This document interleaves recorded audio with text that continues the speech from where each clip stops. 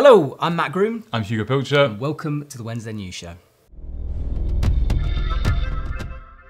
First up, we've got some very sad news from Alaska where Ryan Johnson and Marc-Andre Leclerc have been reported as presumed dead after two of their ropes were found by search and rescue teams in a crevasse halfway down the 4th Meadenhall Tower. On March 13th at 10:53 PM, Marc-Andre Leclerc's father posted the news that his son and climbing partner Ryan Johnson, who had been missing for a week after climbing a new route on the north face of Alaska's main Meadenhall Tower, were dead. Ryan Johnson, 34, was an incredibly experienced climber. Born in the capital of Alaska, Juneau, Johnson had been instrumental in the establishing of new rock and ice routes around the capital. And although not as well known as Leclerc on a world stage, around Alaska and Juneau he was seen as the local expert and a climbing legend. Marc-Andre Leclerc was arguably one of the greatest alpinists of his generation. At just 25, he had already achieved more in his brief career than many alpinists would hope to do in a lifetime. His audacious solo of Torre Eiga is seen as one of the greatest alpine achievements in recent time, as well as a first ascent of La Travessia del Osso Buda, aka the Reverse Torre Traverse, with Colin Haley. He pushed the boundaries of what was seen as possible in the mountains, all the time doing it with a very humble and down-to-earth attitude.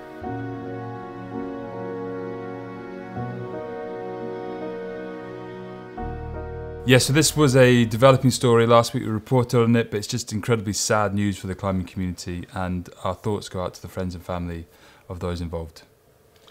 Now, the last couple of weeks has been the introduction to the competition season, and with a couple of pre-events kicking things off. And the first one was Quiff, which took place at the Climbing Works in Sheffield.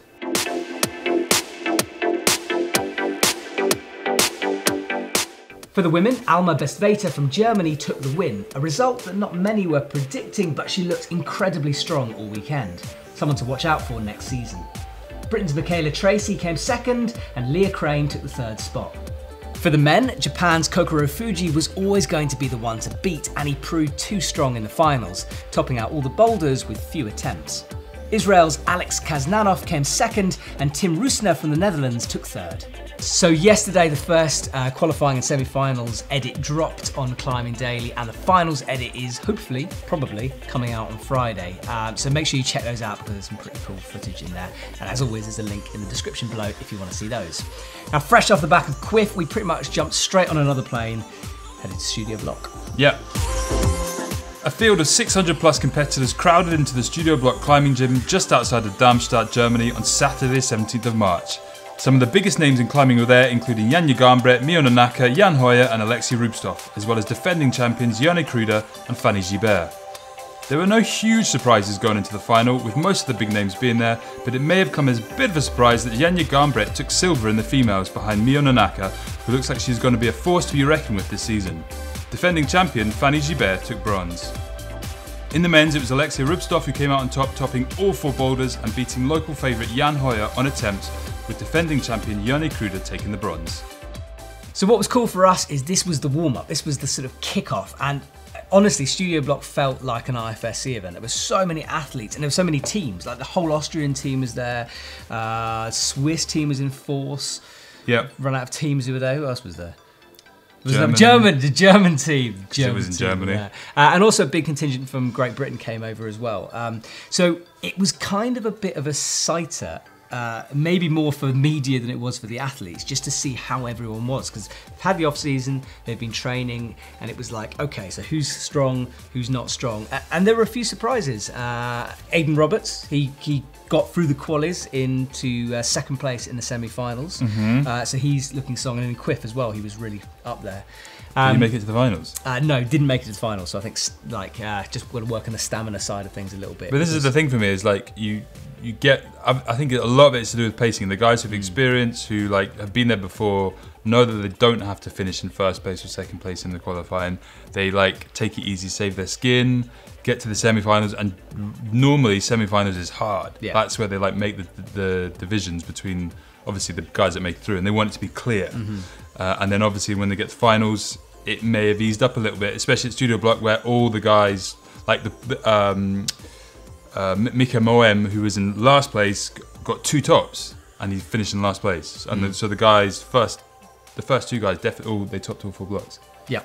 So yeah, I mean, that's kind of the way it goes, and it's about that pacing, especially at something like Studio Block where there were like 600 or so competitors. It was crazy, and just like getting to the semi-finals with good skin intact and not being too knackered obviously was really important. Yeah, and my predictions for next season, Slovenian team.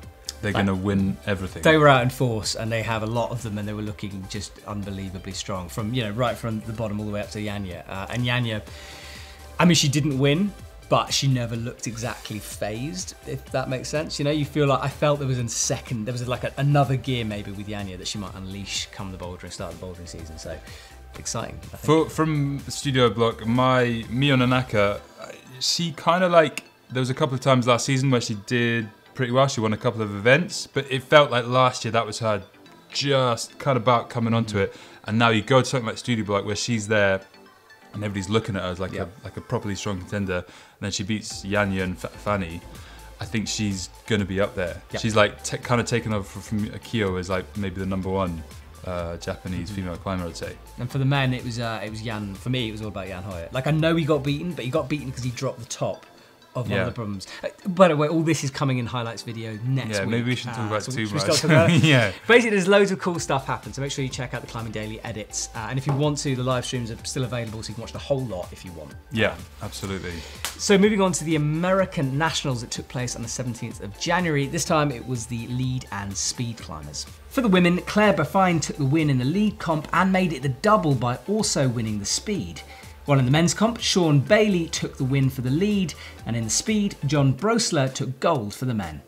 So what was interesting for me with that comp is the fact that the semi-final route made all the difference to the rankings in the final, because a lot of the women topped out the finals route, whereas the semi-finals, they fell really low down, and they were quite surprised by how hard that was. So it's almost like the routes possibly should have been swapped, so the semi-final should have been the finals route. But it shows that these athletes can't relax in these build-up rounds, especially for the lead climbing, because the points count. So they need to kind of tick as many routes as possible and not just hope that the finals will sort it all out. Yeah, for sure. Less so in the men's, less tops in that, but yeah, it came around right down to the wire for a lot of these women to take those top places. And anyone from that field you think is going to be challenging for the lead? And it was interesting to see Alex Puccio back. Yeah, like she came third. I want to say yeah, she came third and topped out the finals route. It was looking really strong and really good. I think Claire Buffine's kind of been on the scene for a couple of years now. She's someone I don't know a lot about, to be honest. Yeah, she's been around and about. Her, she kind of does quite a few of the IFSC tours.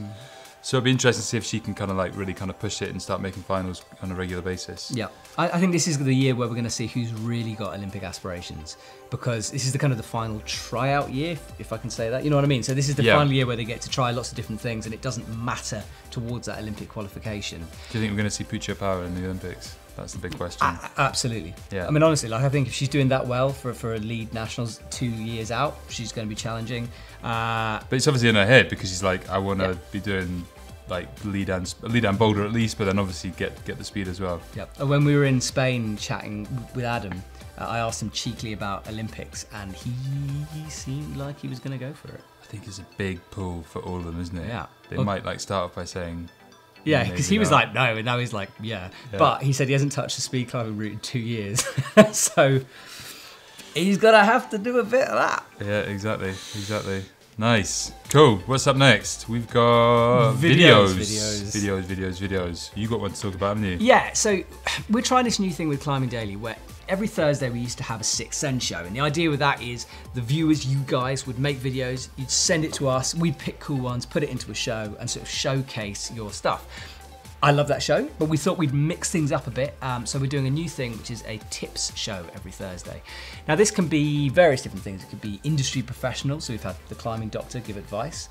We're just in the middle of a Jonathan Siegrist series where he's so far told us about which climbing shoes he uses for different sends and red pointing. So forget me talking, here's the teaser for the red pointing episode. Hey everyone, this is Jonathan Siegrist. I'm here in one of my absolute favorite places in the world. This is the beautiful little town of Sirana. And I'm going to talk to you about my top 3 recommendations for anyone out there that's trying to improve their red point level. This is essentially my favorite type of climbing. It's the whole process of choosing a route, preparing yourself for it both mentally and physically, and then going out on the rock and testing yourself. I've been trying to perfect this process for over a decade now, but I'm certainly still learning. Regardless, I'm going to share with you guys the top 3 recommendations that I have for anyone that's just getting into red pointing or that's trying to improve their level.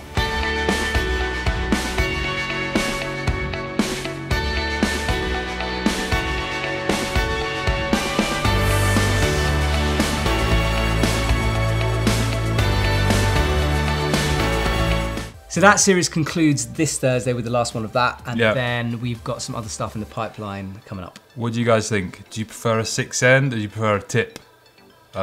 It's kind of a toss-up, isn't it? Yeah, I mean, it's an experiment. Like, there's never anything set in stone. We're just trying something a little bit different at the moment, and we might return to 6 ends. Yeah, we might get rid of this show and bring back...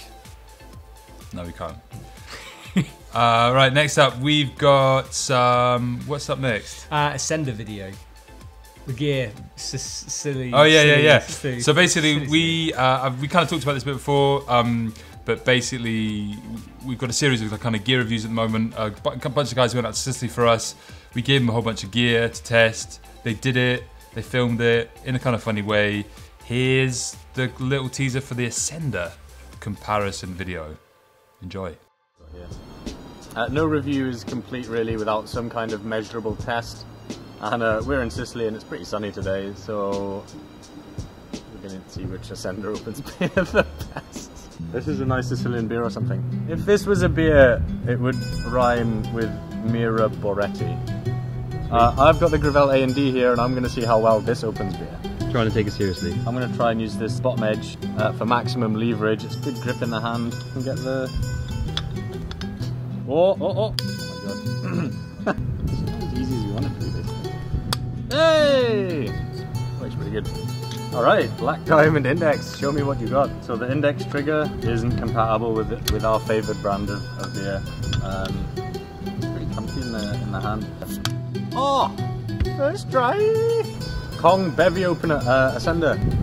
Is the stopwatch running? Show me what you got. Whoa. Oh yes.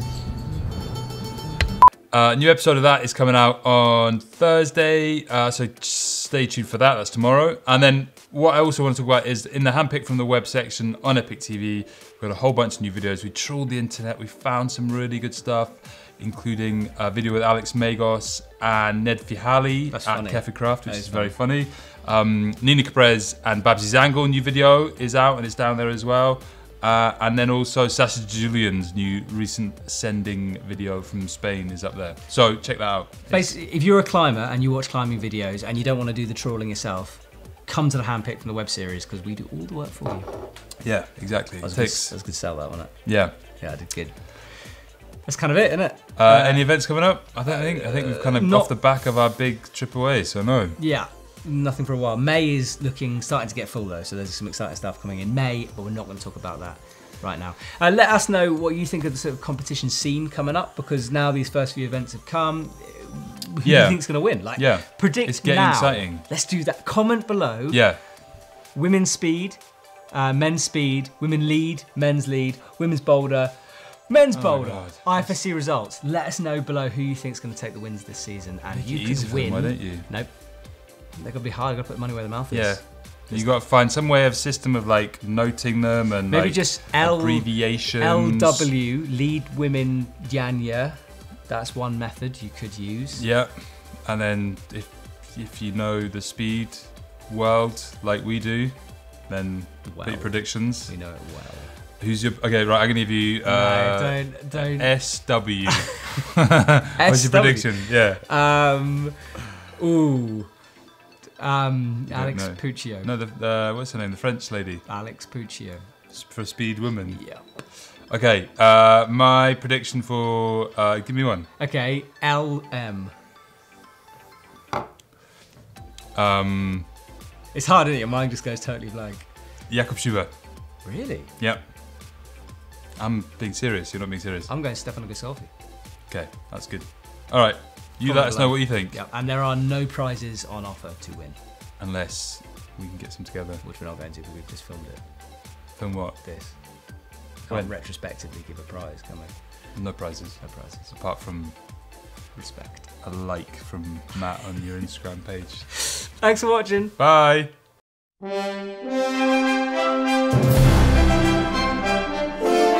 Alright, 9B counter. There's no more 9Bs, but... Daniel Woods, very close. First to round, what? first minute. First round, first minute. Yeah. And...